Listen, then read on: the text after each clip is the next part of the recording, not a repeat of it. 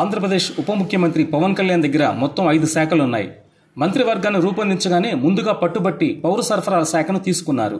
దానికి మంత్రిగా జనసేనలో నెంబర్ 2గా చలామణి అవుతున్న తన స్నేహితుడు నాదెండ్ల మనోహర్కు అప్పగించారు. వెంటనే పౌర సరఫరాల శాఖలో అసలు ఏం జరుగుతుంది, ఈ 5 సంవత్సరాల్లో ఏం జరిగింది అనే విషయాలను తెలుసుకోవడంపై పవన్ కళ్యాణ్ దృష్టి సారించారు. మొత్తం ఒక స్పష్టత వచ్చిన తర్వాత కాకినాడలో విస్తృత తనిఖీలు చేపట్టారు.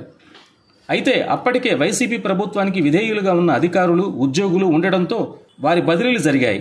ఇవన్నీ జరుగుతున్న సమయంలోనే పవన్ కళ్యాణ్ 1-2 సార్లు కాకినాడలో పర్యటించి వెళ్లారు. ఉప ముఖ్యమంత్రి కాబట్టి కార్యక్రమాల్లో భాగంగా ఆయన వచ్చి వెళ్లారని అందరూ భావించారు. కానీ పవన్ వచ్చిన ఉద్దేశం వేరు. కాకినాడ మాజీ ఎమ్మెల్యే ద్వారంపూడి చంద్రశేఖర్ రెడ్డి కార్యకలాపాలు, వ్యాపార వ్యవహారాలపై కూపీలాగి అన్ని వివరాలు సేకరించి దగ్గర పెట్టుకున్నారు.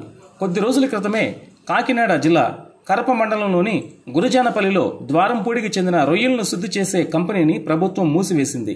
తాజాగా పత్తిపాడు మండలంలో లంపకలోమ దగ్గరున్న వీరభద్ర ఎక్స్పోర్ట్స్ పేరుతో ఉన్న మరో కంపెనీని కూడా మూసివేసింది.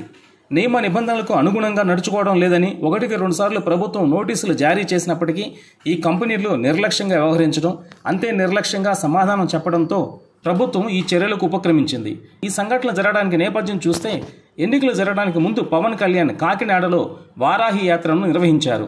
ఆ సందర్భంగా ద్వారంపూడిపై పవన్ తీవ్రస్థాయిలో విరుచుకుపడ్డారు.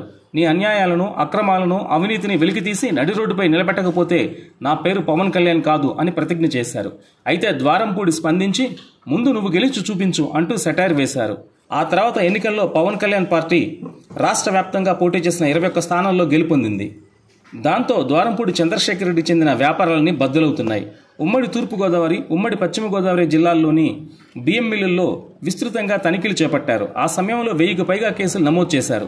కాకినాడ పోర్టు ప్రైవేటు పోర్టు కావడంతో ఇక్కడి నుంచి యథేచ్ఛగా గత 5 సంవత్సరాల్లో రేషన్ బియ్యం ఎగుమతులు అక్రమంగా జరిగాయి. ప్రస్తుతం వాటిపై కొరడా జొలిపించారు. స్టెల్లా నౌకలో అక్రమంగా ఎగుమతి అవుతున్న రేషన్ బియ్యాన్ని స్వాధీనం చేసుకుని కేసు నమోదు చేశారు. అలాగే నౌకపై కూడా ఇప్పుడు కేసు నమోదు చేయబోతున్నారు. అయితే ఇవేవీ ఆషామాషిగా జరగలేదు. కొంతకాలంగా పవన్ కళ్యాణ్ ద్వారంపూడికి చెందిన వ్యాపార వ్యవహారాలు, అక్రమాలు, 5 ఏళ్లలో చేసిన పనులపై పూర్తిగా అధ్యయనం చేసిన తర్వాతనే వాటి ఆధారంగా చేసుకుని పక్కాగా రంగంలో దిగారు.